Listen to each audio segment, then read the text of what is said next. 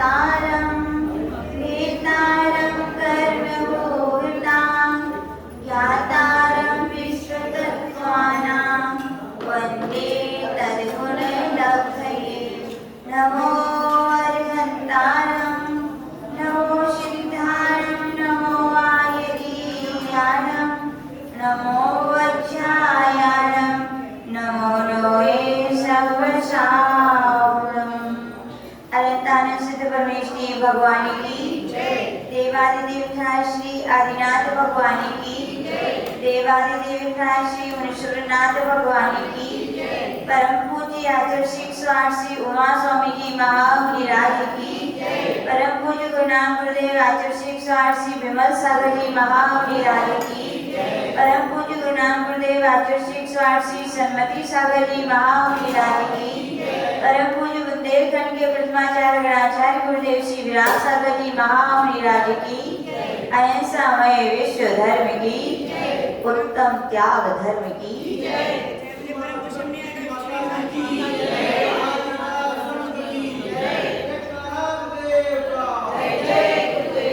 यहाँ पर हम सभी प्रवचन पर्व के एक दिन क्रमशः पूज्य गुरुदेव की सन्निधि में रहकर जो कुछ भी सीखा उन तत्वसूत्र के एक अध्याय के माध्यम से यहाँ पर वाचन का श्रवण कर रहे हैं। 1 से लेकर के 4 के अध्याय में कौन से तत्व का वर्णन सुना? जीव तत्व का। 5वें अध्याय में अजीव तत्व का, 6वें और 7वें अध्याय में आश्रव तत्व का, और आज है 8वां अध्याय। आश्रव के बाद किसका नंबर आता है? बंध तत्व का। और बंध किसे कहते हैं? आप सभी जानते हैं किसे कहते हैं? आत्मा के प्रदेशों का, कर्म के प्रदेशों का दूध पानी की तरह एक में हो जाने को क्या बंध कहते हैं। तो शिष्य पूछ रहे भगवान, कार्य बाद में होता है लेकिन कारण भी तो जानने चाहिए। किन किन कारणों से बंध होता है? क्योंकि बंध हे तत्व है, यदि उसे हमारे जीवन में रोकना है तो आचार्य भगवान से पूछ रहे शिष्य कि उनके कारण भी तो बताइए, तो तब तो हम बंध तत्व से बच सकेंगे, उसको रोक सकेंगे। तो यहाँ पर आचार्य भगवान पहले सूत्र में बंध किन किन कारणों से होता है, उन कारणों का यहाँ व्याख्यान करने जा रहे हैं। मिथ्या दर्शिना विरति प्रमाद कषाय योगा बंध हेतवा।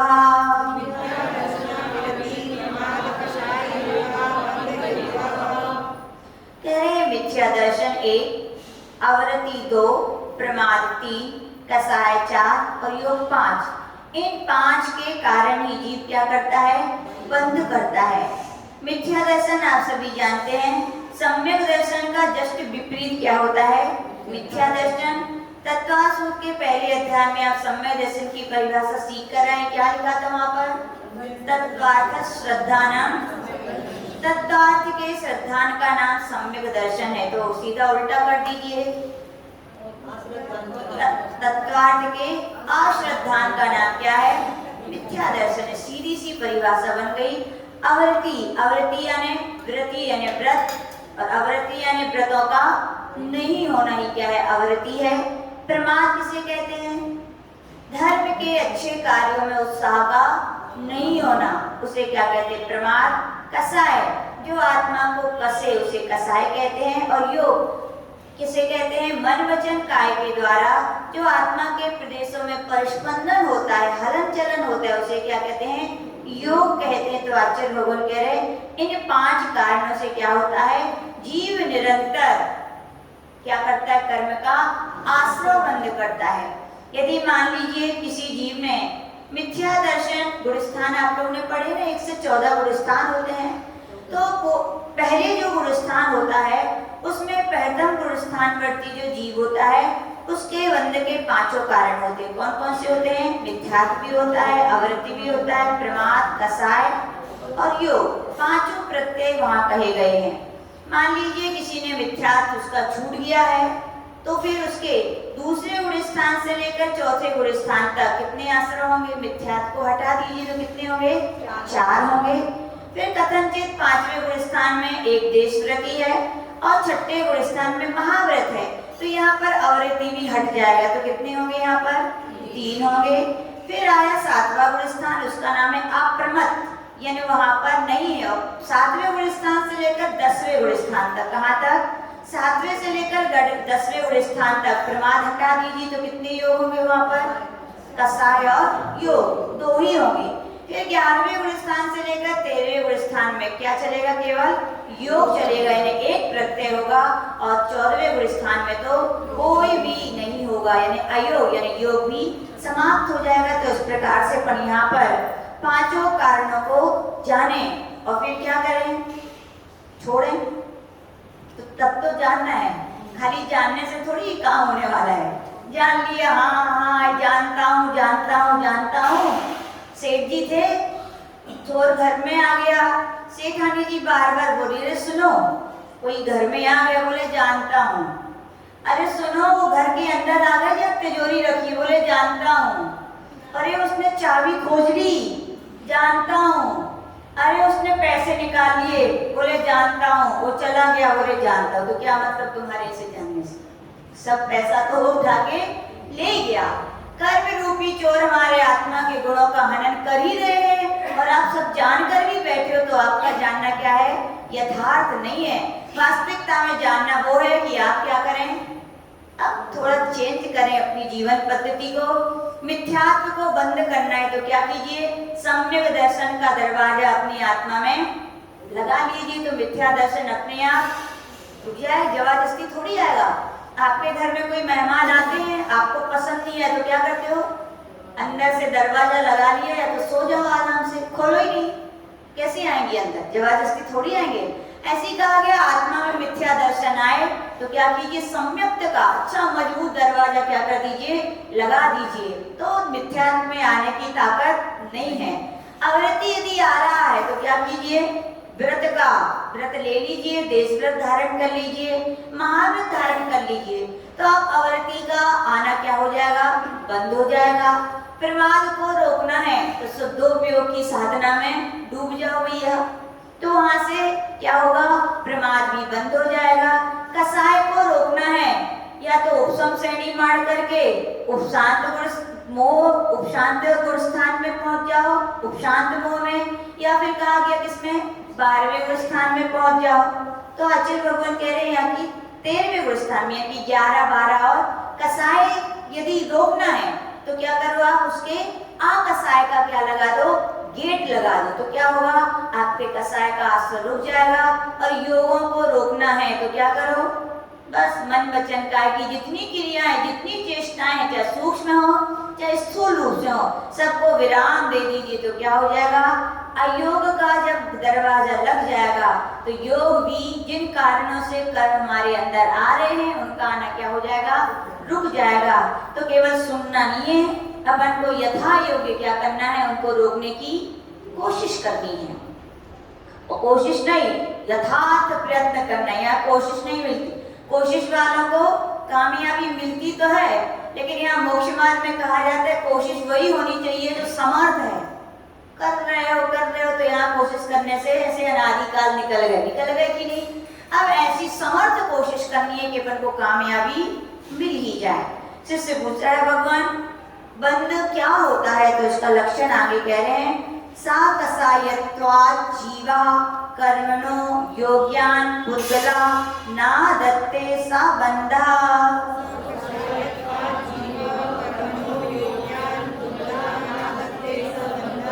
कह रहे सा कसायत्वात्, कसाय से सहित होना चाहिए। क्या होना चाहिए? पहला नियम, बंद होने के लिए जीव कसाय से सहित होना चाहिए। और कौन होना चाहिए? जीव होना चाहिए। कसाय से सहित जो जीव हैं वो क्या करते हैं? कर्मणो योग्यान, कर्म के योग्य। हमने आपको बता चुके हैं तीनों लोकों में ठसाठस पुद्गल की वर्गनाएं हैं, 23 प्रकार की वर्गनाएं हैं, और कर्म रूप परिणत होती हैं। तो कौन सी वर्गनाएं परिणत होती हैं? कालमान वर्गनाएं। तो यहाँ पे यही कह रहे हैं, कर्म के योग और पुद्गल से लेना है जो कालमान वर्गनाएं हैं। कर्म के योग, कर्म के योग जो कालमान वर्गनाओं का पुद्गल का स्कंद है, उसका ना पुद्गलान आदत्ते, यानी कि पुद्गलों को आदत्ते यानी ग्रहण करना, सा बंधा। सीधा सा उदाहरण है, आपके लिए चुंबक का बताया था।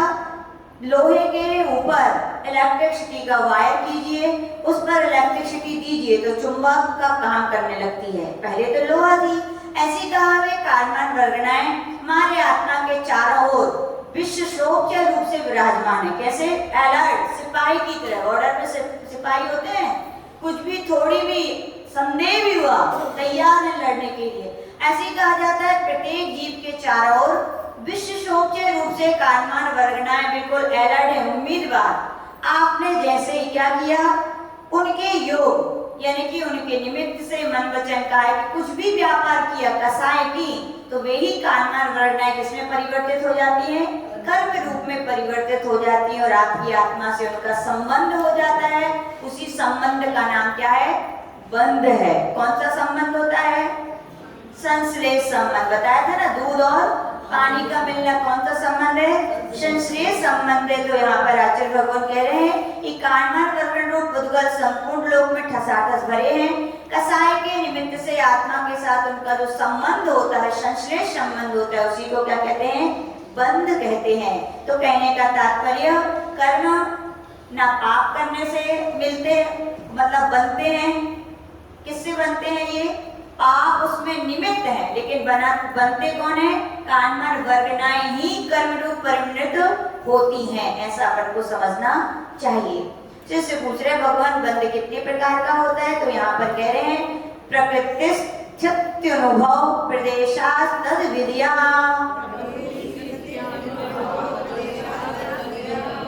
प्रकृतिवंत, स्थितिवंत, अनुभव या इसको अनुभाग भी कहते हैं, और प्रदेश। इस प्रकार से क्या होता है? 4 प्रकार का बंध होता है। कर्मों के ज्ञान आदि के ढकने का जो स्वभाव है, प्रत्येक कर्म का अपना अपना स्वभाव होता है, उसको क्या कहते हैं? प्रकृति, जिसको आप कहते हैं नेचर। क्या बोलते हैं? ये इनका नेचर है, गुस्सा करना या प्रेम करना। ऐसे हर कर्म का अपना अपना क्या है? स्वभाव है। जैसे ज्ञानावर्णी कर्म का स्वभाव क्या है? ज्ञान को ढकना। तो आचार्य भगवान कह रहे हैं कर्मों में जो ज्ञानादि के ढकने का जो स्वभाव है, उसका नाम क्या है? प्रकृतिबंध है।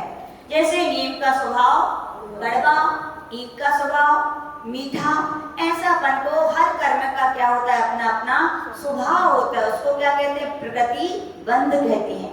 फिर स्थितिबंध, ज्ञानावरण आदि कर्मों का अपने स्वभाव से च्युत नहीं होना। च्युत नहीं होने में उनकी कितनी स्थिति है, जब तक उनकी स्थिति है तब तक वो बंधे रहेंगे। इसके लिए अपन औषधि के रूप में ले तो हर औषधि के पीछे क्या लिखा रहता है? उनके रैपर पर एक्सपायरी डेट लिखी रहती ना, इतने समय तक। तो ऐसी कर्मों की जो स्थिति है, जिससे उच्युत ना हो, खराब ना हो, उसे क्या कहते हैं? स्थिति। फिर कह रहे हैं यहाँ पर उदाहरण दिया है इन्होंने, बकरी गाय भैंस आदि के दूध का माधुर स्वभाव से उच्युत ना होना। जब तक उसका माधुर स्वभाव बने रहेगा, जब तक कर्म जो है उसकी स्थिति बनी रहेगी, उसका नाम क्या है? स्थितिबंध है।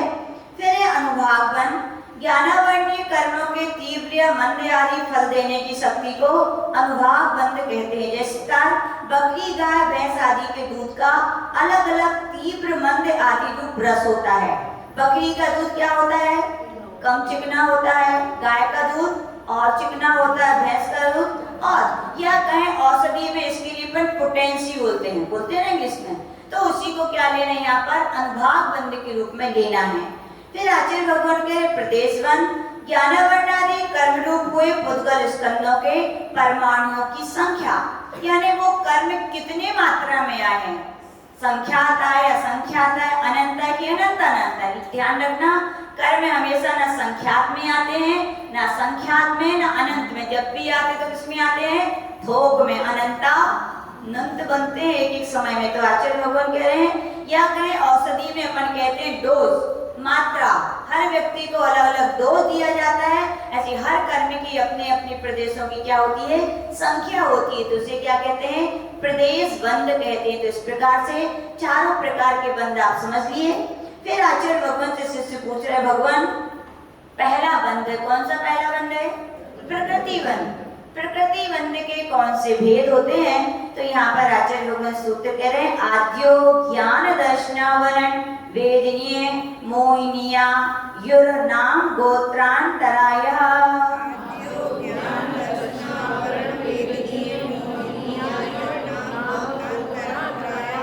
आद्यो, आद्य यानी पहला बंध कौन सा है? प्रकृति बंध। तो प्रकृति बंध 8 प्रकार का होता है, यानी कि यहाँ पर 8 कर्मों की प्रकृति बताई जा रही है। कौन से कर्म की प्रकृति कैसी है? तो कह रहे हैं पहला कौन सा कर्म है? ज्ञानावर्णीय।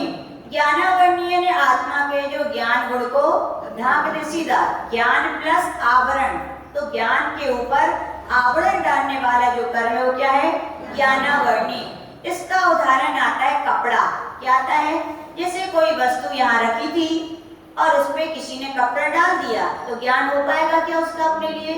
ऐसे ही कहा जाता है वस्तुएं तो सब होती हैं, लेकिन अपने ज्ञानावर्णीय कर्म का उदय रहता है तो वो हमें मैटर वगैरह समझ में नहीं आता है। तो आचार्य भगवान कह रहे हैं ज्ञानावर्णीय कर्म का उदाहरण क्या है?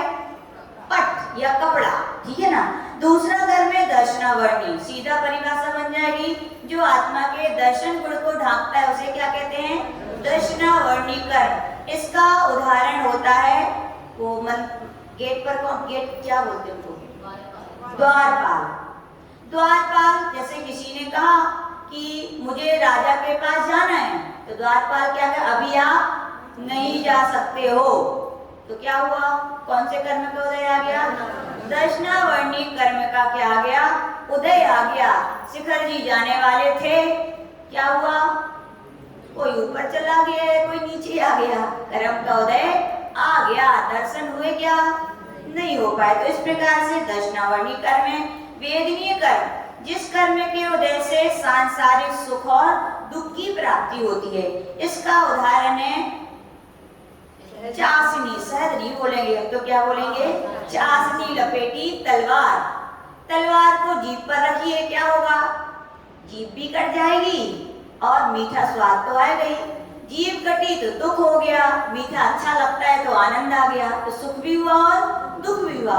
तो वेदनीय कर्म के उदय से क्या होता है?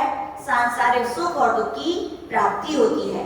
मोहनीय कर्म, जिसके उदय से जीव अपने स्वरूप को भूलकर अन्य को अपना समझने लगता है, वो क्या है?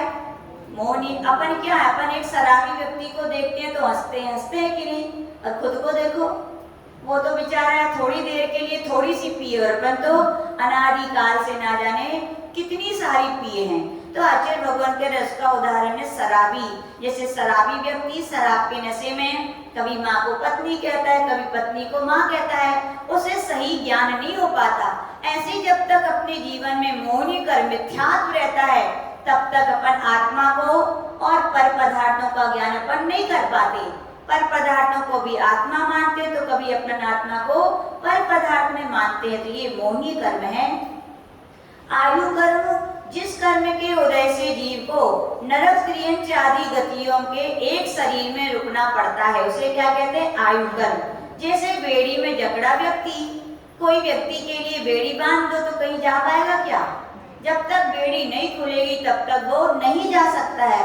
ऐसे कहा गया जिस जीव ने जिस आयु कर्म का बंध कर लिया है, उसको नियम से उस आयु में, उस गति में नहीं, उस आयु में जाकर के मतलब उतना उसको समय उसका निकालना ही पड़ेगा। आयु चेंज नहीं होती है।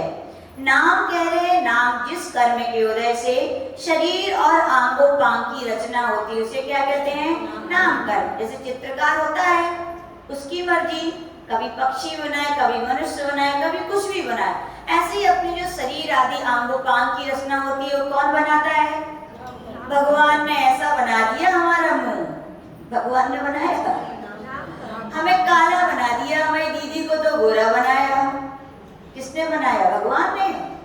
कई लोग मम्मी पापा, कैसे मम्मी पापा पता नहीं, हमारे लिए ऐसा और भैया को ऐसा। तो याद रखना, ना भगवान बनाते हैं ना मम्मी पापा। कौन बनाता है? नाम कर्म। जैसे आपने नाम कर्म का आश्रय किया था, मुंह टेढ़ा किया था पहले बहुत, तो आज मुंह टेढ़ा मिला है। ऐसे पर को लगाना चाहिए। गोत्र, जिस कर्म के उदय से जीव उच्च नीच कुल में क्या होता है? पैदा होता है। जैसे कुम्हार, कुम्हार क्या करता है? कभी छोटे घड़े बनाता है तो कभी बड़े। अपन उच्च गोत्र में पैदा हुए हैं तो अपन क्या है? उच्च गोत्री हैं। और निम्न गोत्र में पैदा होते हैं तो निम्न गोत्री। लेकिन ध्यान रखना, उच्च गोत्र में उत्पन्न होकर के भी उस कुलाचार का पालन नहीं करोगे तो आचार्य भगवान कहते हैं नाम की उच्च गोत्री हो, बाकी काम तो क्या चल रहे हैं आपके? तो अगले जन्म में अब क्या मिलेगा? तैयारी कर रहे हो यानी आप क्या अगले वाले अपने भव की, तो ऐसा समझना चाहिए। अंतराय कर्म, जिस कर्म के उदय से दान लाभ भोग भोग वीर में विघ्न आता है उसे क्या कहते हैं? अंतराय। जैसे भंडारी राजा ने तो कह दिया जाओ वहां से सबके लिए ये चीज बांट दो, लेकिन भंडारी क्या बोलेगा? अरे कैसे बांटते हैं, इसमें ये कमी है, ये नहीं दे सकते, ये कमी है, नहीं, विघ्न यानी मना कर दिया। चाहते तो है खूब दान करें लेकिन नहीं दे पाते किसी कारण से। माता जी महाराज जी जाते तो है आहार करने की, आहार करके आ जाए, लेकिन जीव चंदी बाल चंदी आ जाते हैं तो लाभ नहीं हो पाता, तो लाभ अंतराय कर में।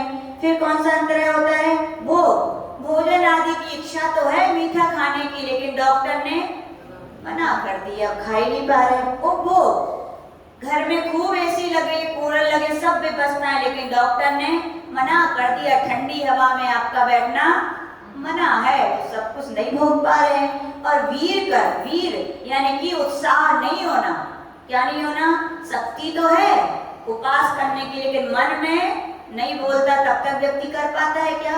आचार्य जी बोलते थे शक्ति शरीर की नहीं, किसकी चाहिए पड़ती साधना के लिए? मन की शक्ति। मन के हारे हार है और मन के जीते जीत है। तो ये वीर उत्साह शक्ति होना चाहिए। तो इस प्रकार से 8 प्रकार के कर्म पड़े। शिष्य पूछ रहे भगवान क्या प्रकृति आदि के जो 8 भेद गए उनके भी उत्तर भेद होते हैं? तो कहने जा रहे हैं पंच नव द्वयष्टाविंशति चतुर्द्वि चत्वारिंशत् द्वि पंच वेदा यथाक्रमम्।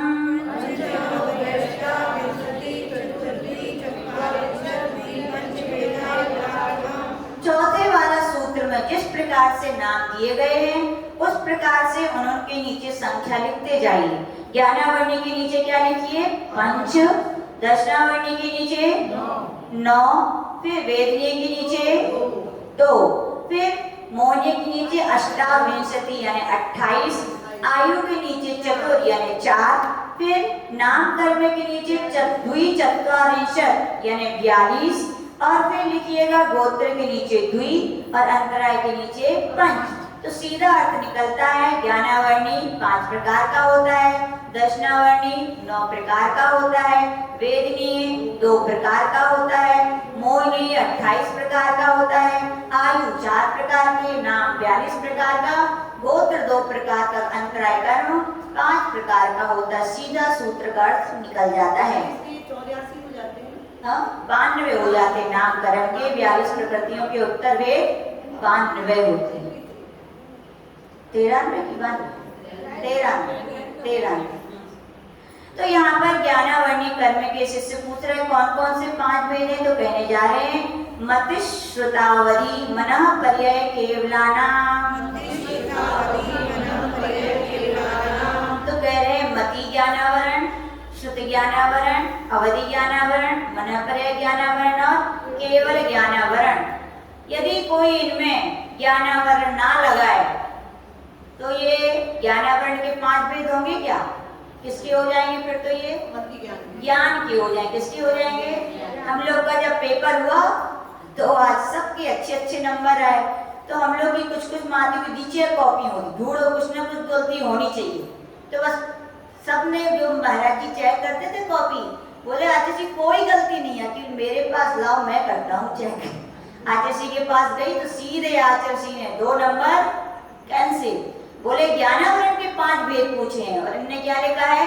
मति श्रुत अवधि मनःपर्यय। बोले काटो, क्या लिखना चाहिए? ज्ञानावरण शब्द जोड़ना चाहिए। तो यहाँ से आप भी ध्यान रखें, सबके साथ ज्ञानावरण कर्म जरूर जोड़ें।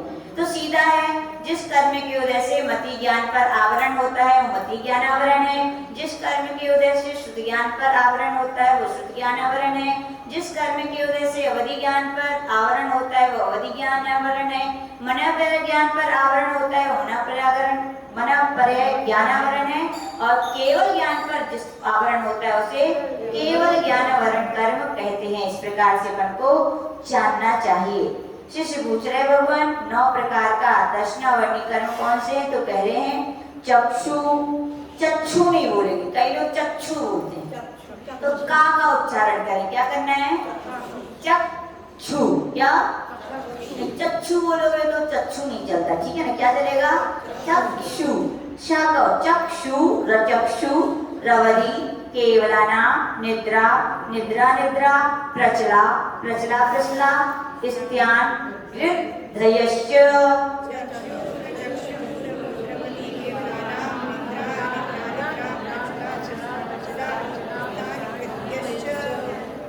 तो सीधा चक्षु दर्शनावरण, अचक्षु दर्शनावरण, अवधि दर्शनावरण, केवल दर्शनावरण, निद्रा, फिर निद्रा निद्रा।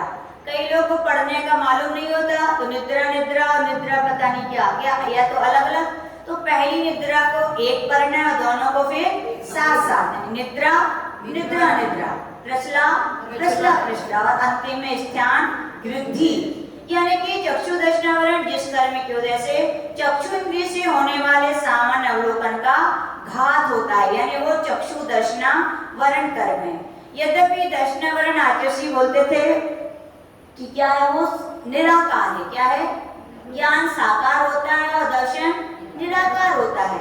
उसका उदाहरण यूं नहीं दिया जा सकता है, लेकिन फिर भी आचार्य ने समझाने की कोशिश में बताया था हम लोग को समझाने के लिए कि और गेम होते हैं, कूदने वाले होते हैं कि नहीं, कूदने वाले गेम, रस्सी मतलब उचक के अपन कूदते हैं। तो जब वो लोग कूदने के लिए अलर्ट होते हैं तो कैसे खड़े होते हैं? दोनों हाथ नीचे और एक पैर, बिल्कुल। और जब उठते हैं तो उचकते हैं, तो उचकने के लिए ऊपर भी उचकते हैं, लेकिन प्रेशर कहाँ देते हैं? नीचे। बिना नीचे प्रेशर दिए के ऊपर उचक सकते हैं? तो नहीं उचक सकता। तो यही बोलते थे, हर ज्ञान, किसी वस्तु का ज्ञान होता है, उसके नीचे एक शक्ति काम करती है, उसका नाम क्या है? दर्शन है। यानी दर्शन पूर्वक ही क्या होता है? ज्ञान होता है। यदि दर्शन ना हो तो ज्ञान भी नहीं होगा। तो आचार्य लोग यही कह रहे हैं, चक्षु यानी आंखों के जो ज्ञान होता है आंखों के द्वारा, उसको ज्ञान कराने में जो सामान्य सत्ता का प्रतिभास है, उसी को क्या कहते हैं? चक्षु दर्शनावरण कहते हैं। अचक्षु इंद्रियां कितनी होती हैं? 5। एक चक्षु निकल गई, कौन कौन सी बची है? स्पर्शन, रसना, घ्राण, कर्म, ये सब क्या कहलाती है? अचक्षु। समझ में आया? अचक्षु का अर्थ क्या हो गया? स्पर्शन, रसना, घ्राण और कर्ण का अर्थ क्या हो गया? अचक्षु। समझ में है? अचक्षु यानी कई लोग समझिए अचक्षु क्या है। तो यानी 5 इंद्रियों में से चक्षु को हटा दो तो शेष 4 इंद्रियां क्या कहलाती हैं? अचक्षु। यानी इन 4 इंद्रियों के द्वारा जो ज्ञान, और मन भी लेना है, क्या लेना है? मन से होने वाला जो ज्ञान है, उसको जो नहीं होने देता है, सामान्य सत्ता का प्रतिभास, उसे क्या कहते हैं? अचक्षु दर्शन कहते हैं। अवधि दर्शनावरण कहते हैं किसे? जिस कर्म की वजह से अवधि ज्ञान के पहले होने वाले सामान्य सत्ता का अवलोकन नहीं हो पाता, उसे अवधि दर्शनावरण कहते हैं। और केवल दर्शनावरण जिस कर्म की वजह से केवल ज्ञान के साथ साथ होने वाला सामान्य सत्ता का अवलोकन नहीं हो पाता, उसे अवधि। अब देखो 3 में तो क्या कहा है कि 3 में कहा है कि होने दर्शना, पहले दर्शनावरण दर्शन पूर्वक ज्ञान होता है। क्या कहा है? छलमस्तों के लिए जिन्हें केवल ज्ञान नहीं होता, उनको दर्शन पूर्वक ज्ञान होता है। लेकिन केवल ज्ञानियों के लिए क्या होता है? युगपत, दर्शन और ज्ञान दोनों एक साथ होते हैं, ऐसा जानना चाहिए। फिर निद्रा किसे कहते हैं? जिस कर्म की वजह से निद्रा आती है, उसे क्या कहते हैं? श्रम परिहारी निद्रा। आपने काम किया है, आप थक गए, तो आपको क्या लेनी चाहिए? निद्रा। कितनी देर की होती है निद्रा? कितने देर की होती है? ज्यादा से ज्यादा उत्कृष्ट समय है 48 मिनट। कितना है?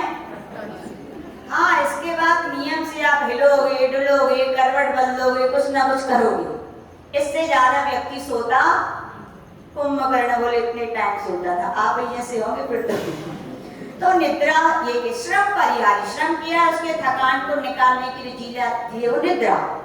निद्रा निद्रा जिस कर्म की वजह से नींद पर नींद आती है कि नहीं? कोई सो रहा है, जगा दी, अरे भैया सुनो, बोले हाँ, आँख खोली और फिर सुनो। क्या ये निद्रा? निद्रा जगाया और फिर जगे और उनसे पूछो क्यों सो रहे हो? बोले नहीं सो रहे। बोलो क्या सुनाया? वो बता भी देंगे ये सुनाया, लेकिन नींद उन्हें आती है। फिर कह रहे प्रचला। प्रचला का अर्थ है जिस कर्म की वजह से प्राणी कुछ जागता है और कुछ सोता है। आंखें किसी किसी की देखी, ऐसे लगते हैं पता नहीं सो रहे की जगह पता नहीं चलता, यानी कि कुछ है। आंखें मतलब चलायमान सी भी होती है, पूरी खुली रहती है कई लोगों की तो आंखें। जब ज्यादा थकान हो जाती है तो लगता है कि जग रहे हैं, लेकिन होते क्या है, वो सो रहे हैं। तो क्या ये प्रचला। फिर प्रचला प्रचला जिस कर्म की वजह से सोते समय मुख खुल जाए, टिक के बैठो बढ़िया, और मुंह खुल जाए और आपकी श्रीमती जी आके एक बतासा डाल जाए तो कहोगे आज तो बड़ी मीठी नींद आई बोले, है ना।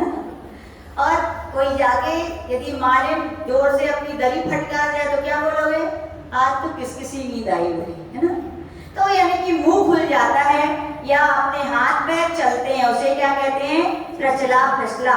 और स्त्यान वृत्ति जिस कर्म की वजह से प्राणी सोते हुए भी भयंकर और बड़े बड़े काम कर डालता है। बच्चे ज्यादातर पता ही नहीं चलता उनको नींद में कहाँ घूम आते हैं, हो आते हैं और सो जाते, होता है कि नहीं। और कई लोग हमारे यहाँ के महाराज जी थे छुल्लक जी, वे कहते थे हम तो साइकिल चलाते चलाते सो लेते थे।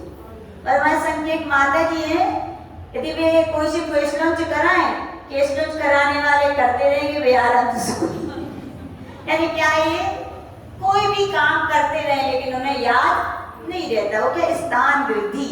तो इस प्रकार से मन को जानना चाहिए। वेदनी कर्म के दो वेदें कह रहे हैं, सातसत वेद्ये,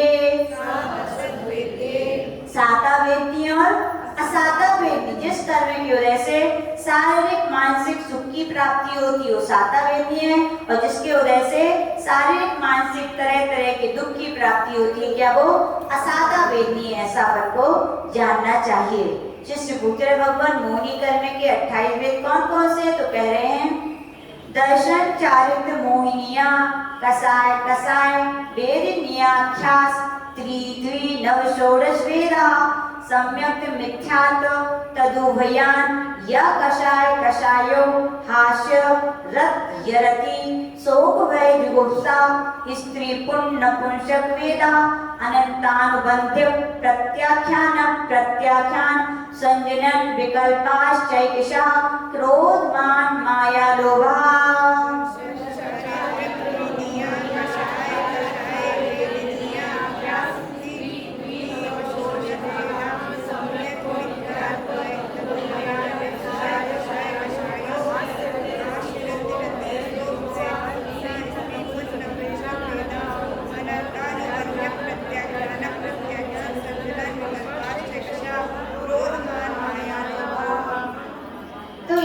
पढ़ लिया सूत्र आप लोगों ने, ठीक किया।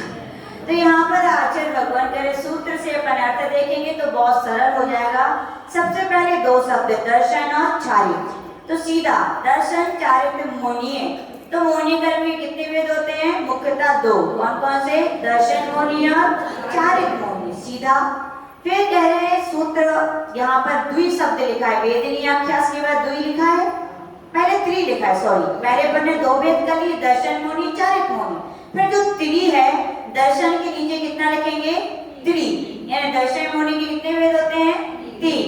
फिर चारित्र के नीचे लिखेंगे दो, कितने लिखेंगे, दो। और फिर दो कौन से वेद होते हैं, तो सूत्र में कह रहे हैं आकसाय वेदिनी और कसाय वेदिनी। कौन से होते हैं, आकसाय वेदिनी और कसाय वेदिनी। मिल गया ना, मोहनिया से आ निकलेगा तो आकसाय हो जाएगा, और कसाय और वेदनी दोनों के साथ लगा लेंगे तो क्या हो जाएगा, आकसाय वेदनी और कसाय वेदनी। तो किसके वेद हो गए ये दो, चारित्र मोहिनी किसके वेद हुए। अब कह रहे आकसाय के कितने वेद हैं, तो कह रहे 9, आकसाय के कितने हैं, 9। और फिर लिखा है कसाय के कितने हैं, 16, कितने हैं। तो सूत्र समझने के लिए दर्शन के नीचे 3 लिख लीजिए, चारित्र के नीचे 2 लिख लीजिए, और आकसाय के नीचे 9 लिख लीजिए, और कसाय के नीचे कितना लिखिए, 16। कितना लिखिए, सूत्रकार समझ में आ गया, यहाँ तक तो आ गया होगा, भेदा तक समझ में आ गया। फिर से देख लीजिए, दर्शन चारित्र मोहनिया, ये हाँ। फिर यहाँ से देखिए त्रि, त्रि को कहाँ लिखना है, दर्शन के साथ, द्वि को चारित्र के साथ, 9 को आकसाय वेदनी के साथ, 16 को कसाय वेदनी के साथ। तो भेदा तक सूत्र समझ में आ गया। अब शिष्य पूछ रहे तीन भेद कौन कौन से आप बताइए। तो कह रहे सम्यक्त, मिथ्यात्व और तदुभयान, यानी कि सम्यक्त प्रकृति मिथ्यात्व और सम्यक्त मिथ्यात्व प्रकृति। मिथ्यात्व के तीन भेद होते हैं, कौन कौन से होते हैं? मिथ्यात्व, सम्यक्त मिथ्यात्व और सम्यक्त प्रकृति। तो यही दर्शन मुनि के तीन भेद होते हैं। फिर यहाँ पर आचार्य भगवान कह रहे हैं कि कषाय कषायो, यानी कि आकषाय कौन कौन सी होती है? तो यहाँ पे कह रहे हैं हास्य एक, रति अरति शोक भय जुगुप्सा स्त्री वेद पुरुष वेद और नपुंसक वेद। ये किसके वेद हो गए? हाँ ठीक है, पहले दो भेद करने ना अपन को। दो भेद होंगे आकषाय और कषाय। कौन से होंगे चारित्र के दो भेद? आकषाय और कषाय। तदु भयान लिखा है ना, फिर या कषाय और कषाय हो, तो आकषाय और कषाय किसके भेद है? ये चारित्र के दो भेद हैं। अब कहा आकषाय के कितने भेद है? तो ये 9 भेद आपको बता दिए। और फिर वहां पर कह रहे हैं कषाय के 16 भेद कौन से? तो कह रहे अनंतानुबंधी, अप्रत्याख्यान, प्रत्याख्यान, संजलन, और ये तो 4 हुए। लेकिन चारों के विकल्प से क्रोध मान माया लोभ भी होते हैं, यानी कि अनंतानुबंधी क्रोध मान माया लोभ, अप्रत्याख्यान संबंधी क्रोध मान माया लोभ, प्रत्याख्यान संबंधी क्रोध मान माया लोभ और संजलन संबंधी क्रोध मान। तो इस प्रकार से सूत्र का अर्थ हुआ। अब दर्शन मुनि किसे कहते हैं? जो आत्मा के सम्यक्त का घात करती है उसे क्या कहते हैं? दर्शन मुनि। जो आत्मा के चारित्र गुण का घात करती है उसे चारित्र मुनि। और जो कषाय तो नहीं है लेकिन कषाय के बदने में सहायक है, किंचित कषाय, उसे क्या कहते हैं? आकषाय वेदनी। और जो आत्मा को कसे उसे क्या कहते हैं? कषाय वेदनी। सीधा फिर यहाँ पर सम्यक्त किसे कहते हैं? तो आपने मिथ्यात्व आपके लिए बता दिया है, तत्वों के अश्रद्धान करने को मिथ्यात्व कहते हैं। फिर सम्यक्त मिथ्यात्व, दही गुड़ को जैसे मिलाने पर खटमिठा स्वाद बनता है, यानी सम्यक्त और मिथ्यात्व दोनों के उदय होने पर जो आत्मा का स्वभाव होता है या भाव होता है उसे सम्यक मिथ्यात्व कहते हैं। और सम्यक प्रकृति, यानी कि जब अपन क्षयोषम समय दर्शन होता है तो वहां पर सम्यक प्रकृति का उदय होता है, उसे क्या कहते हैं? सम्यक प्रकृति कहते हैं। फिर यहाँ पर आ जाइए हास्य, हंसने को क्या कहते हैं? कषाय है। आतिशी बोल रहे थे हंसना नहीं चाहिए, प्रसन्न होना चाहिए। क्या होना चाहिए? यानी किसी का मजाक उड़ाना वगैरह ये सब क्या है? हंसी करना कषाय का कारण है। फिर रति, रति का अर्थ क्या है? किसी के प्रति ज्यादा अपन को राग करना, ये भी कषाय है। अरति, द्वेष भाव करना। शोक, यानी कि इष्ट वियोग के होने पर जो दुख पीड़ा होती है उसे शोक कहते हैं। भय, क्या करना? डर जाते, कभी डर जाते हैं ना लोग, कोई डराता है तब भी आता है, तो क्या? भय। जुगुप्सा यानी गिलानी। फिर स्त्री वेद, स्त्री जन्य परिणाम होना स्त्री वेद, पुरुष जन्य परिणाम होना पुरुष वेद, नपुंसक जन्य परिणाम होना नपुंसक वेद है। अनंतानुबंधी, जो अनंत संसार का बंध कराती है, सम्यक्त का नाश करती है, वो क्या है? अनंतानुबंधी। या करें सम्यक्त और चरण चारित्र को जो घातती है वो अनंतानुबंधी है। जो देश चारित्र का घात करती है वो अप्रत्याख्यान है। जो सकल चारित्र का घात करती है वो प्रत्याख्यान है। और जो यथाख्यात चारित्र का घात करती है वो संजलन है। गुस्सा करने को क्रोध कहते हैं, अभिमान करने को माया मान कहते हैं, छल कपट करने को माया कहते हैं, और मूर्छा भाव करने को या लोभ कहते हैं, या लालच करने को। इस प्रकार से अपन को सूत्र संक्षेप में समझना चाहिए। शिष्य पूछ रहे भगवान आयु कर्म के कौन कौन से भेद हैं? तो कह रहे हैं नारद त्रय्यक योर मानुष दैवानी। तो कह रहे हैं नरकायु, त्रियंचायु, मनुष्यायु और देवायु। इस प्रकार से ये क्या होती है? 4 प्रकार की आयु होती है। नरकायु में तीव्र वेदना सहनी पड़ती है और जब तक की आयु है तब तक उसे सहना ही पड़ता है। तो कह रहे जिसके निमित्त से तीव्र उष्ण वेदना नरकों की दीर्घ काल तक प्राणी सहता है वो कौन सी है? नरकायु। त्रियंचायु जिसके उदय से क्षुधा, पिपासा, शीष्ण, उष्ण आदि दुखों को त्रियंच पर्याय में रहकर प्राणी सहता है वो त्रियंचायु है। जिसकी वजह से शारीरिक, मानसिक आदि वेदनाएं होती हैं वो मनुष्यायु है। और कह रहे देवायु जिसके उदय से प्राय कर शारीरिक मानसिक सुखों से युक्त देव पर्याय में जन्म लेता है उसे क्या कहते हैं? देवायु कहते हैं। नामकरण के वेद यहाँ पर कहने जा रहे हैं।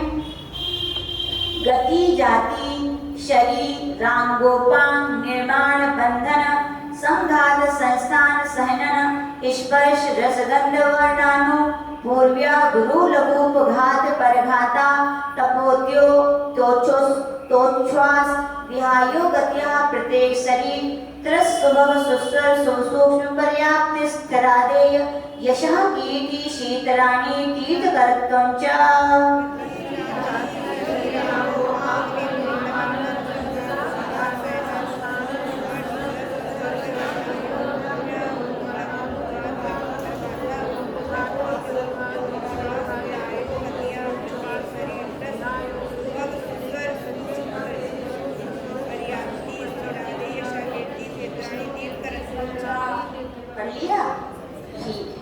पहला क्या है? गति, यानी कि जिस कर्म के उदय से प्राणी दूसरे भाव में प्राप्त करता है उसे क्या कहते हैं? गति। पर पढ़ते हैं ना, गति नाम कर्म के उदय से। तो गति किसका भेद है? नाम कर्म की एक प्रकृति है। और गति कितनी होती है आप सभी जानते हैं, कौन कौन सी होती है? आप कौन सी गति को? देव गति की, त्रियंची की, मनुष्य होती। जाति, जिस कर्म के वजह से अनेक प्राणियों में अविरोधी समान अवस्था होती है उसे क्या कहते हैं? जाति कर्म। जीव बहुत सारे हैं लेकिन फिर भी विभाग होते हैं कि नहीं? कौन से? ये एक इंद्रिय है, ये दो इंद्रिय है, ये तीन इंद्रिय, तो ये क्या कहलाती? जाति। आप कौन से जाति के हैं? बोलो जैन। कौन से हैं? पंचेंद्रिय जाति पे है, तो ध्यान रखना चाहिए। तो जातियां कितनी हो जाएंगी? 5। कौन कौन सी? एक इंद्रिय, दो इंद्रिय, तीन इंद्रिय, चार इंद्रिय और पंचेंद्रिय। शरीर, जिस कर्म के उदय से प्राणी के शरीर की रचना होती है उसे क्या कहते हैं? और दूसरे अध्याय में शरीर कितने प्रकार के पड़े? कौन कौन से? तो सब आपको मालूम ही है कि क्या क्या उसकी परिभाषाएं होती हैं।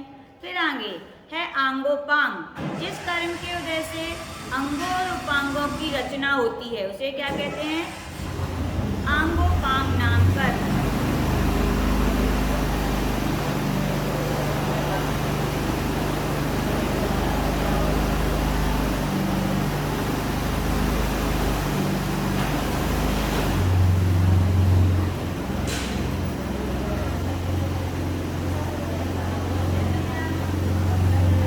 जिस कर्म के उदय से किसकी रचना होती है?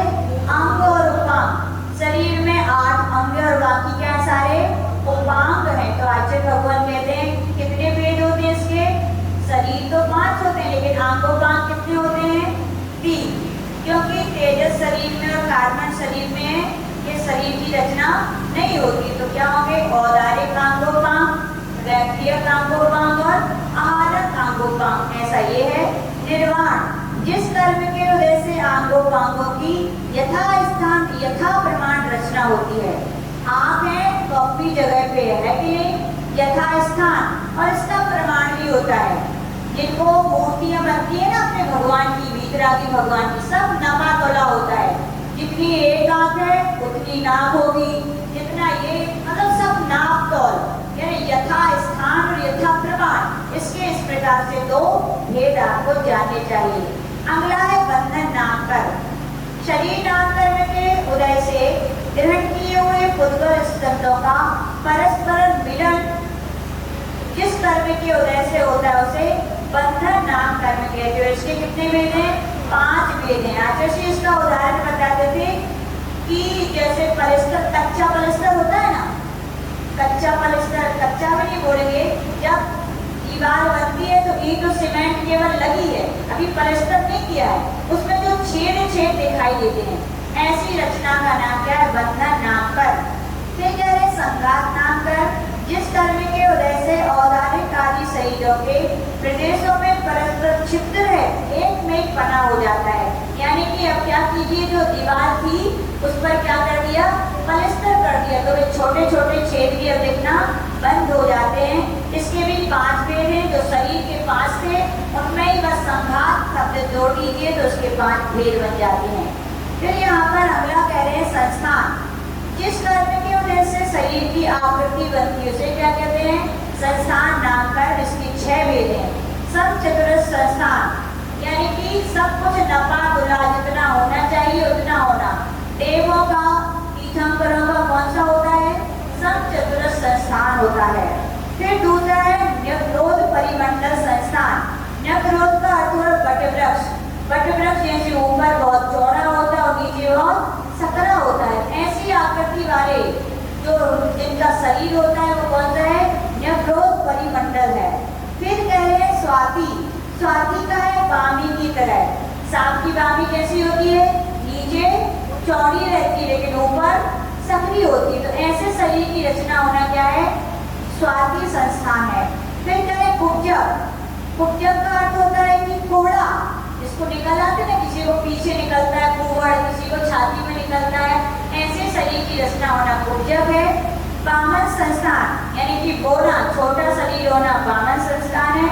और कैसा भी आंखों पांखों का किसी खास आकार का नहीं होना क्या? मुंडक। किसका होता है ये? नारकियों का नियम से होता है। शहनन बता रहे हैं जिस कर्म की वजह से हड्डियों के बंधनों में विशेषता आती है उसे क्या कहते हैं? सहनन। इनके भी 6 वेद हैं। पहला है जिस कर्म की वजह से वृषभ, वृषभ यानी वेष्टन, नाराज यानी कील, सहनन यानी हड्डियां, तीनों चीजें जिसमें वज्र की होती है वो क्या है? वज्र, वृषभ, नाराज है। किसका होता है सहनन? तीर्थंकरों का नियम से होता है। और नारकियों, 7वें नरक के नारकियों का भी होता है और 2 भूमि के जीवों का भी, बहुत सारे लोगों का होता है।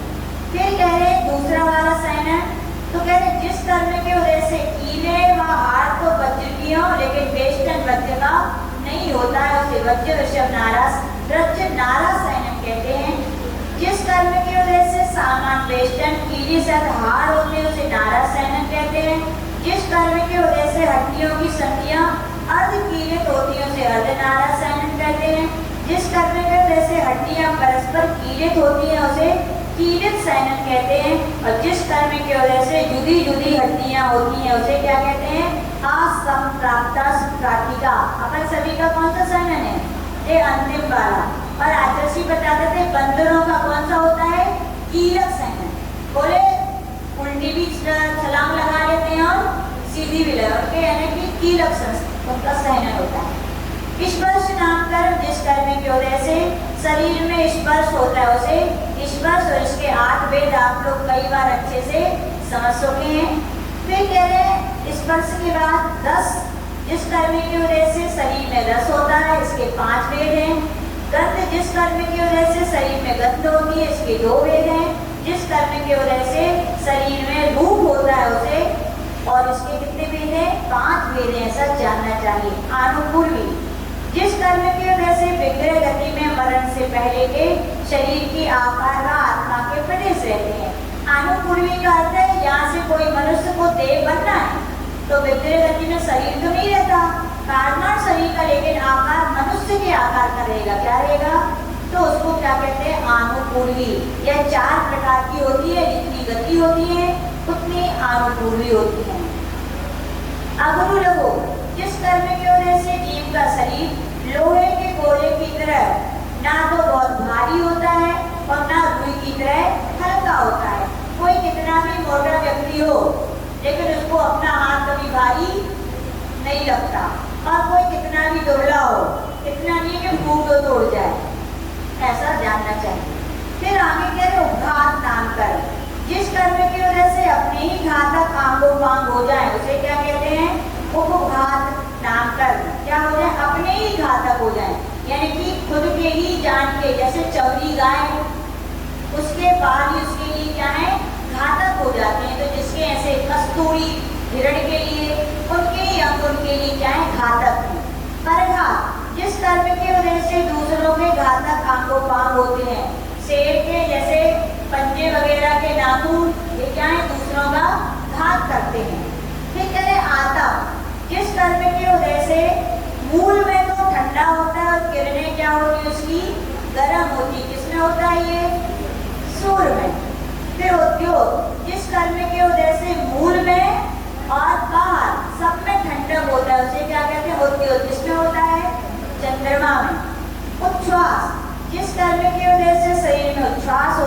यशोच्छ्वास नाम कर्म कहते हैं। विहायोगति, जिस कर्म की वजह से आकाश में गमन होता है। अपन सभी किसमें गमन करते हैं?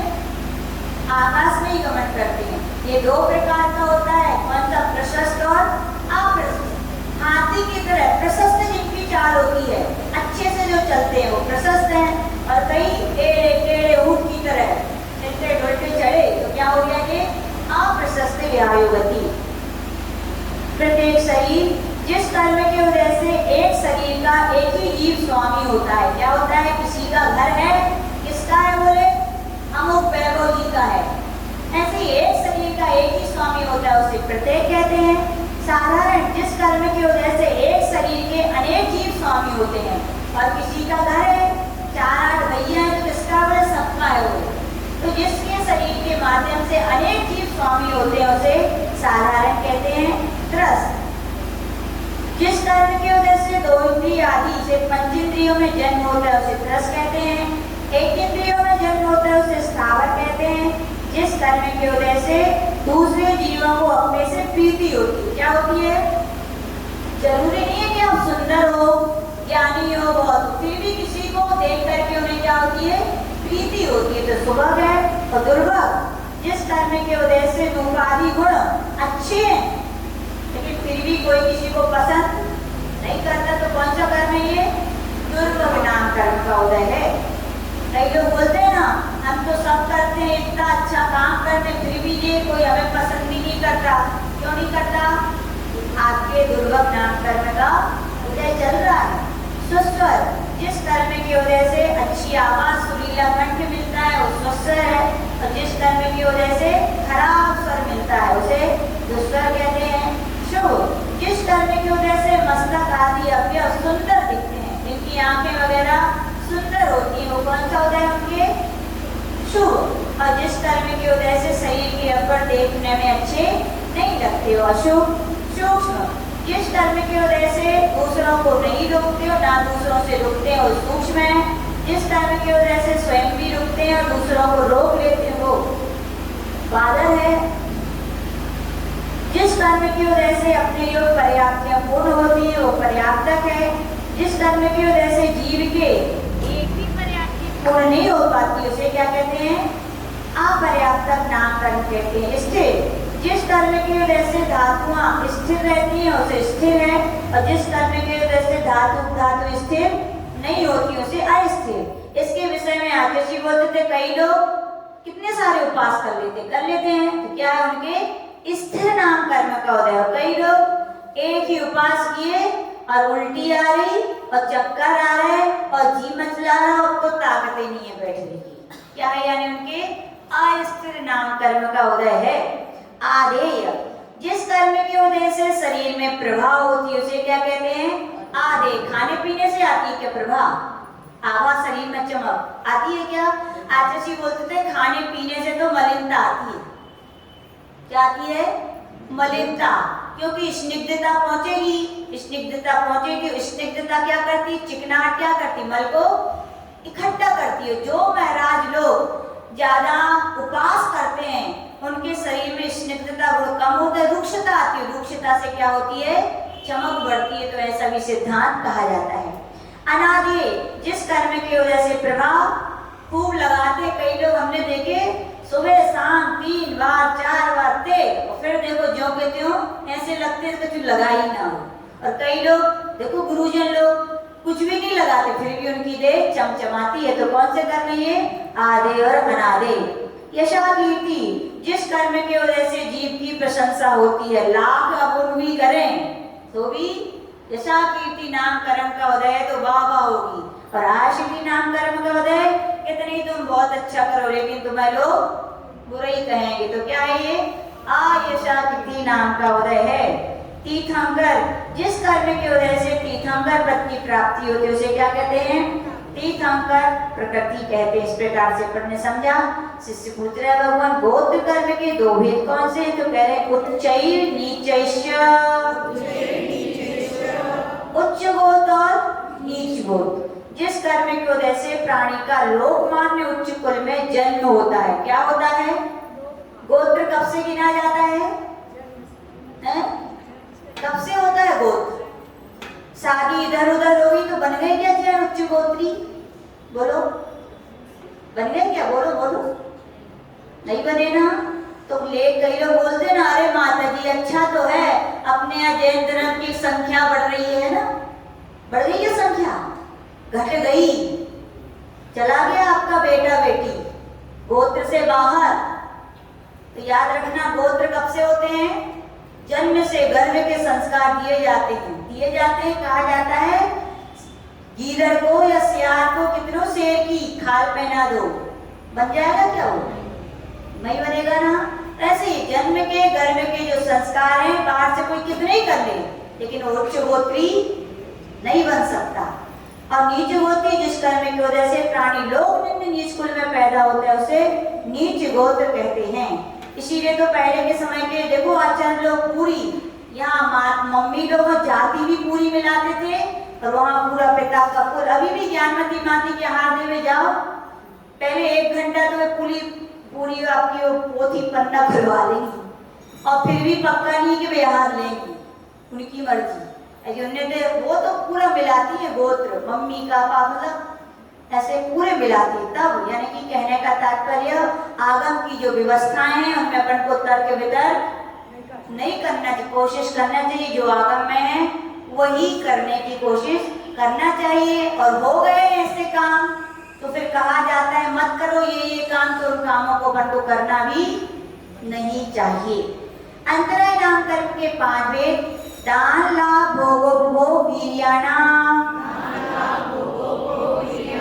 दानंतराय, दानंतराय का अर्थ क्या है? जिस कर्म की वजह से दान की इच्छा है लेकिन फिर भी दान अब है ही नहीं है तो क्या दोगे? एक बार एक जन आए आतुषी से, बोले आतुषी ये बहुत गरीब हैं, खाने तक को कुछ नहीं है, आप थोड़ी समाज वालों से कह दो कुछ सहायता कर दें।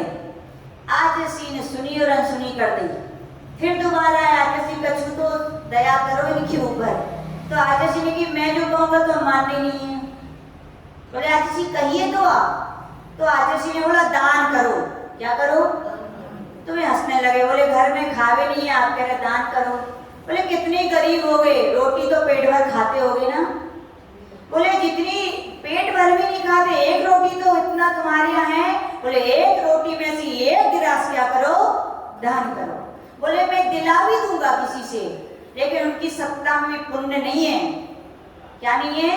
और पुण्य नहीं है तो कहा गया सोना भी इनके हाथ में जाएगा तो कोयला बन जाएगा। बोले इसलिए मेरा कहना है क्या करें, सबके सामने हाथ ना फैला के, जो हाथ में वो क्या करना है थोड़ा थोड़ा दान करो। दान करोगे तो क्या बढ़ेगा? पुण्य बढ़ेगा। पुण्य बढ़ेगा तो अपने आप सब आएगा। तो समझे क्या करना चाहिए? गरीब है तो मंगाने की किसी से आवश्यक जो है, जरूरी थोड़ी है कि दान करोड़ों का किया जाता है। अरे भैया जो गरीब है वो 1 आने 1 रुपए का भी दान करता है तो वो 1 लाख के बराबर है कि नहीं? तो यदि घर में कुछ नहीं है तो मंगाने की आवश्यकता नहीं। क्यों? क्योंकि पुण्य छीन है ना आपका। पुण्य बढ़ाओ। क्या बढ़ाओ? तो आचार्य जी बोले मानोगे?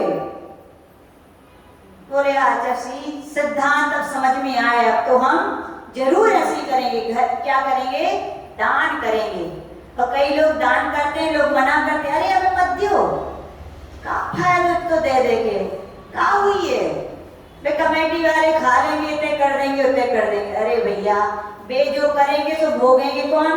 बे अपन तो अपना दान करके पुण्य कमाओ, कभी किसी को मना नहीं करना चाहिए। पता है आदिनाथ भगवान ने जब महाराज थे तो क्या किया था? गांव के लोगों ने आके कहा था भगवान, मतलब महाराज ये ढोर यानी कि पशु वगैरह हैं वो हमारे अनाज को खा रहे हैं, क्या करें? तो उन्होंने क्या कहा था?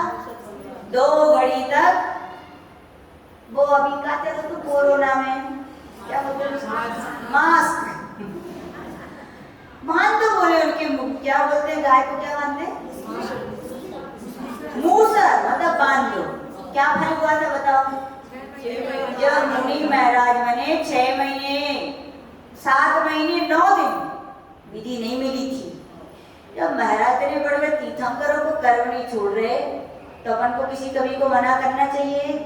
कभी मना नहीं करना चाहिए। ध्यान रखना, कोई चौका लगा है मत लगाओ, वहां लग रहा है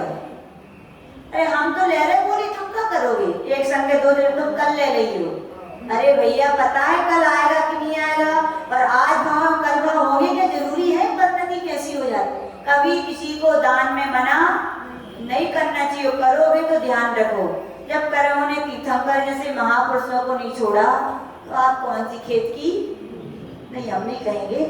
फिर आगे कह रहे हैं कि लाभांताय, जिस कर्म की वजह से प्राप्त करने की इच्छा रखता हुए प्राप्त नहीं करते। देखो माता जी महाराज जी जाते तो पूरी तैयारी से, भैया साधना करनी है तो पेट भर पेट्रोल डीजल भी डलना चाहिए गाड़ी में, लेकिन क्या होता है, आ गए वे बालचंद जी और आ गए वे जीवलाल जी। अब तो थाली का छोड़ो तो छोड़ो, हाथ का भी छोड़ो, और मुंह में है तो वो भी छोड़ो। तो आचार्य भगवान कर क्यों आया? क्योंकि आपने भी कभी किसी को ऐसे ही किया होगा, तभी तो आपके आया है।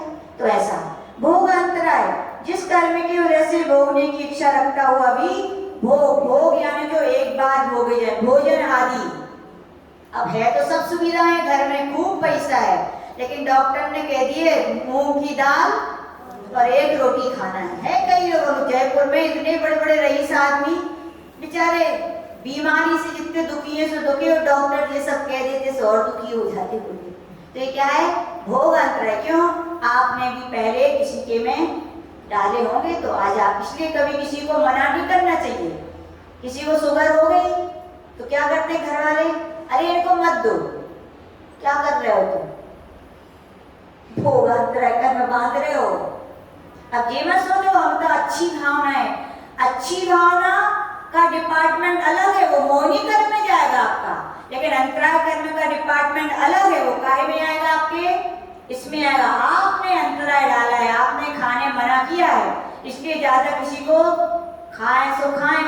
इतने तो सब होशियार पढ़े लिखे, सबको पता है खाएंगे तो ये होगा और नहीं खाएंगे तो ये होगा। ज्यादा मन को किसी को रोकना टोकना, हमें आतिशी से कई लोग शिकायत करते थे, आतिशी देखो इनकी तबीयत ठीक नहीं है और ये खाते हैं, ताकि बोले उनको पता है ना हम क्यों अपना अंतराय कर्म बांधे। देने वाला दे रहा है, लेने वाला ले रहा है, और हम बैठ के फालतू में मना करके कर्म बांधे, बोले हम नहीं करेंगे मना।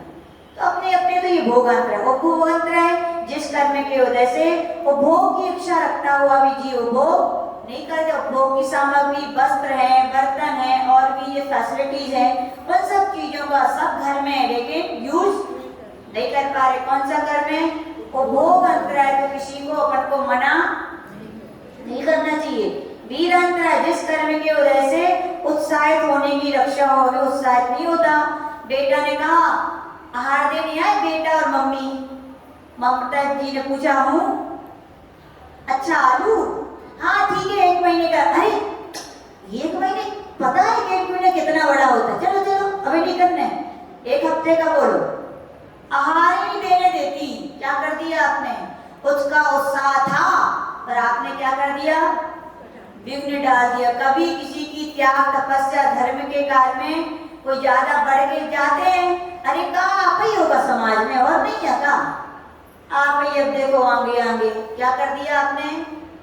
वीरांतराय कर्म बांध लिया। तो कभी किसी को उत्साह हो धर्म के प्रति तो मना नहीं करना चाहिए। जैसे सुनाते पंडित जी थे, उनकी श्रीमती जी एक बात से बड़ी दुखी रहती थी, बोले मोड़ा वे मंदिर चली जाती थी, मोड़ा सोत तो सोते ही रह जाते, तो वे कह जाती पंडित जी जगा दियो, तो वे कहते हम क्यों जगाएं, वे जगाते ही नहीं थे। बोले पहले मोड़ा कह के सोएंगे हमें जगा दियो पिताजी, तो हम जगाएंगे, और हम जगाएंगे तो बोले हमें दशनावनी कर्म बनेगा, बोले हम नहीं जगाएंगे। यानी कि बहुत सारी बातें ऐसी होती है जिनमें अपन भले ही हित की भावना से दूसरों को रोकते हैं, लेकिन अंतराय तो डाल रहे हो, चाहे भोग में चाहे उपभोग में, तो कर्म तो आपको बनेंगे। इसलिए सोच समझकर हर किसी के लिए हर बात के लिए मनापन को नहीं करना चाहिए। शिष्य पूछे भगवान स्थिति बंद में किसकी कौन सी स्थिति है? तो कह रहे हैं आदितस तृष्णा मंत्रायस्य चत्रिंशत् सागरोपम कोटि कोट्या परा स्थिति।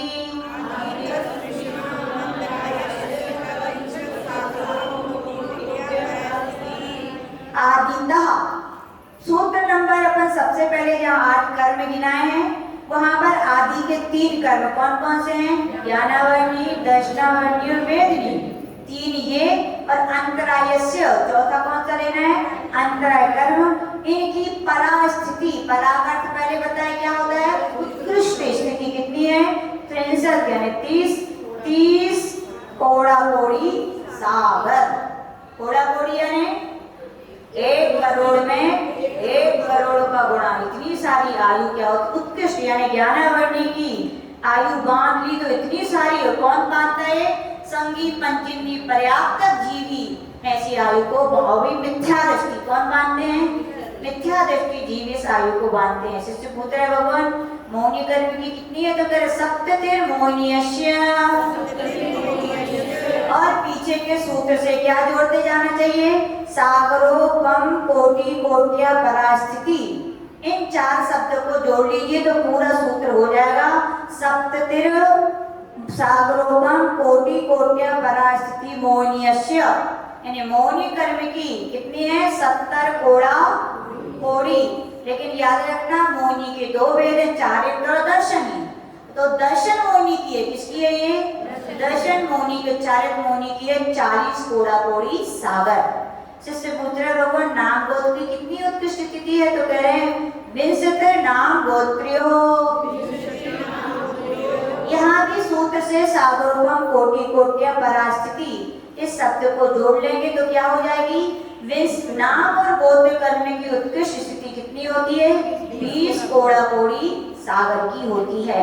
आयु कर्म की कितनी होती? तो कह रहे हैं 63 सागरोपमान्यायुषा। कह रहे 33 सागर की कितनी होती है? दोनों तरफ से चाहे देव गति की अपेक्षा लगा लो सर्वा सिद्धि की, चाहे नरक की अपेक्षा 7वें नरक की, तो इससे और ज्यादा आयु नहीं होती है। अब कह रहे जगन स्थिति कितनी होती? तो कह रहे अपरा द्वादश मुहूर्ता वेदनीयस्य।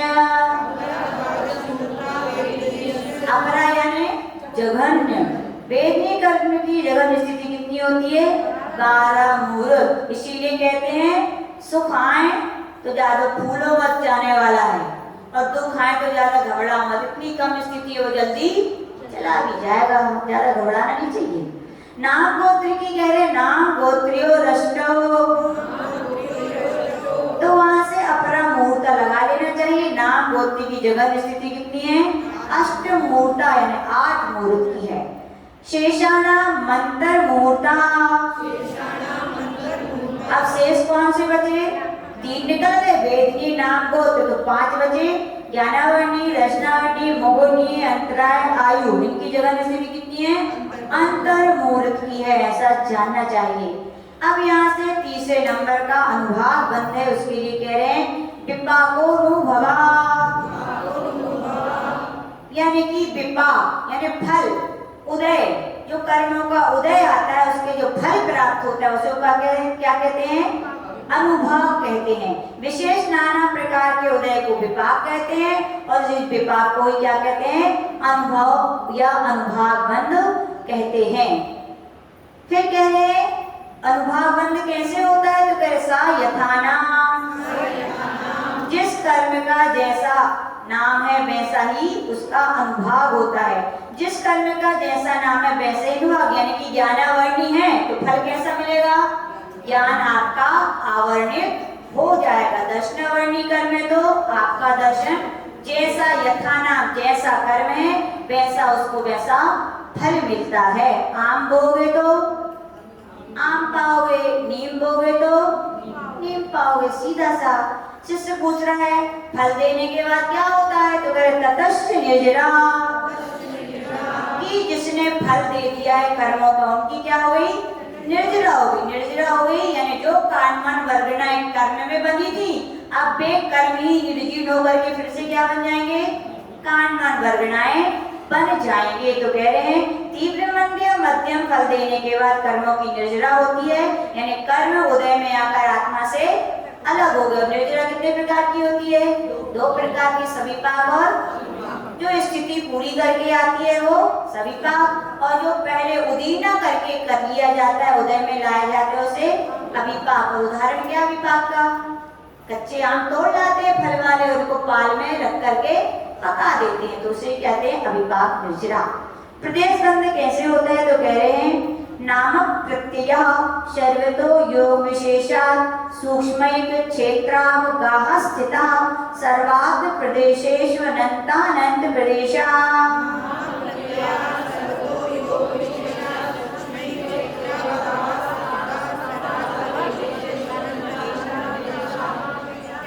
नामक प्रत्यय, प्रत्यय का अर्थ है कारण। जैसे कर्मों के नाम हैं, यानी ज्ञान वर्ण आदि कर्मों की प्रकृतियां हैं कारण, यानी कि कर्मों के आने में कौन कारण होती है? नाम आदि प्रकृतियां के कारण सर्वथा, सर्वथा यानी सब ओर से, कोई भी गति का जीव क्यों ना हो सबके लिए है। और क्या? सब ओर से योग विशेषात, योग विशेष से, क्योंकि कौन सा बंध चल रहा है? ये प्रदेश बंध। जिनने धर्म संग्रह पढ़ा होगा वहां पे पढ़ा होगा जोगा पेड़ी प्रदेशा, यानी योग से प्रकृति और प्रदेश बंध होता है। तो प्रदेश बंध में लिखा है योग विशेष से सूक्ष्म के क्षेत्रावगाह स्थिता। सूक्ष्म क्यों लिखा है? क्योंकि कार्मार्ग वर्गणाएं क्या होती हैं? सूक्ष्म होती हैं। क्षेत्र यानी क्षेत्रांतर का निषेध है, यानी कि जैसे दूध और पानी मिलने पर कहाँ दूध है कहाँ पानी है अलग अलग नहीं होते ना, जहाँ दूध है वही पानी, क्षेत्र का अंतर नहीं होता। तो यहाँ पर कह रहे हैं एक ही क्षेत्र में जहाँ कर्म है कि प्रदेश है वहीं पर आत्मा के प्रदेश। और कह रहे हैं अब स्थिता, स्थिता यानी क्या? स्थित रहते हैं सूक्ष्म तथा एक क्षेत्र रूप से स्थित सर्वात्म प्रदेशेषु, आत्मा के संपूर्ण प्रदेशों में। कर्म कैसे बनते हैं? जैसे गर्म लोहे का गोला पानी में डालो तो पानी कहाँ से सोखता है? सर्वांग से, चारों ओर से। ऐसी कर्म हमारी आत्मा में कहाँ से बनते हैं? अब कोई हाथ से पाप करता है तो क्या हाथ भी बनेंगे? कहाँ बनेंगे? पूरे आत्मा के साथ बनेंगे। तो कह रहे अनंतानंत प्रदेश। कितने कर्म आते हैं? ना संख्यात ना असंख्या ना अनंत। कितने? सिद्धानंतिम भागा, सिद्धों के अनंतवे भाग और अवप्यों के अनंत गुणे। कितने सारे कर्म अपन एक समय में बांधते। कितने समय में बांधते हैं? हर पल अपन लोग इतने सारे कर्म हंसते हंसते बांध रहे। कैसे बांध रहे? तो जब उदय में आते हैं तो रोते हैं। तो आचार्य भगवान सीधा यहाँ पर कह रहे हैं कि ज्ञानावर्णादि कर्म प्रकृतियों के कारण सभी ओर से, सभी जीवों में, सभी पर्यायों में योग विशेष से सूक्ष्म रूप से एक क्षेत्रावगाह रूप से स्थित आत्मा के संपूर्ण प्रदेशों में जो कर्म पुद्गल के अनंतानंत परमाणु आते हैं उन्हें क्या कहते हैं? प्रदेश बंध। सीधी सीधी बात है, जितने कर्म पुद्गल के परमाणु, कार्मन वर्गणाओं के परमाणु जितनी संख्या में आए उस संख्या का नाम क्या है? प्रदेश बंध है। शिष्य पूछ रहे भगवान पुण्य प्रकृतियां कौन सी हैं? तो कह रहे हैं सद वेद सुवायुर नाम गोत्राणि पुण्यम। सद वेद यानी साता वेदनीय, सबके साथ सब जोड़े जाना। साता वेदनीय फिर क्या है? शुभ आयु, शुभ नाम और शुभ गोत्र, ये प्रकृतियां होती हैं। तो आचार्य भगवान कह रहे कितनी प्रकृतियां होती है पुण्य कर्म की? 68। वैसे तो 4 हैं, लेकिन अपन भेद करेंगे तो आयु 4 पढ़े थे तो शुभ कितनी होती है? 3। कितनी होती है? तिर्यंचायु, मनुष्यायु और तिर्यंचायु भी क्या है? शुभ है, लेकिन तिर्यंच गति अशुभ है। क्यों अशुभ है? ये ऐसा है कि कोई तिर्यंच आयु शुभ क्यों है? क्योंकि तिर्यंच गति में कोई जाना नहीं चाहता, नहीं चाहता ना। लेकिन तिर्यंच गति में कोई पहुंच जाए तो उससे कहो अच्छा भैया तुम आना नहीं चाहते तो चलो तुम्हें इतने से दूसरी जगह जल्दी भिजवाएं दे रहे, तो क्या करेगा वो? अपने प्राण, कोई विष्टे वाले कीड़े की कहानी सुनी होगी आप लोग ने। एक राजा को पता चल गया कि मरकर मैं अपने ही पाखाने के वहां पे कीड़ा होने वाला हूँ, तो अपने बच्चे से कह दिया कि भैया जैसे मैं वहां हूँ अमुक अमुक ये पहचान रही, तुम मुझे हनन कर देना ताकि मैं इसकी निकृष्ट पर्याय से छूट जाऊं। यानी कि तिर्यंच में जाना नहीं चाहता था तो गति तो हो गई अशुभ, लेकिन जो कीड़ा बन गया और पुत्र मारने पहुंचा तो क्या होता था? वो घुस जा, छिप जाता था। यानी कि तिर्यंच आयु शुभ है, जब प्राप्त हो जाती है तो व्यक्ति वहां से जाना नहीं चाहता। नाम कर्म की 63 प्रकृतियां हैं। शुभ नाम, शुभ आयु बता दी, शुभ नाम, और गोत्र में कौन सा है? उच्च गोत्र। तो इस प्रकार से कितनी प्रकृतियां हो जाएंगी? साधना वेदनी 1, 3 आयु, 1 उच्च गोत्र और नामकरण की कितनी? 63। कुल मिला देंगे तो कितनी प्रकृतियां हो जाएंगी? 68 प्रकृतियां। शिक्षक पूछ रहे हैं पाप प्रकृतियां कौन सी है? तो कह रहे अतोन्यत पापम। तो यहाँ पर आचार्य भगवान उससे जो बची, कितनी बची? कुल प्रकृतियां कितनी होती हैं? 148। कितनी होती है? तो पढ़ा है ना आपने, कितनी होती है? 148 में से 68 घटा दीजिए, कितने बचे? 90। कितने बचे? 68 घटा दोगे 148 में कितने बचेंगे? अरे इतनी देरी लग रही है। 80 कितने बचे? 80 बचेंगे, ठीक है ना। तो होनी चाहिए पाप की कितनी प्रकृतियां? 80। लेकिन यहाँ आचार्य महाराज कह रहे 100 होती। कितनी होती हैं? 100।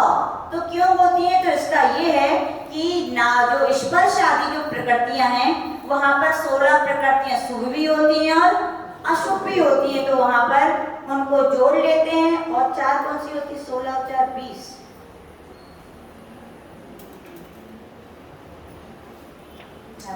मतलब 16 प्रकृतियां तो वो ऐसे जोड़ लेते हैं तो 20, यानी कि 100 प्रकृतियां क्या हो जाती हैं? पाप प्रकृतियां होती हैं।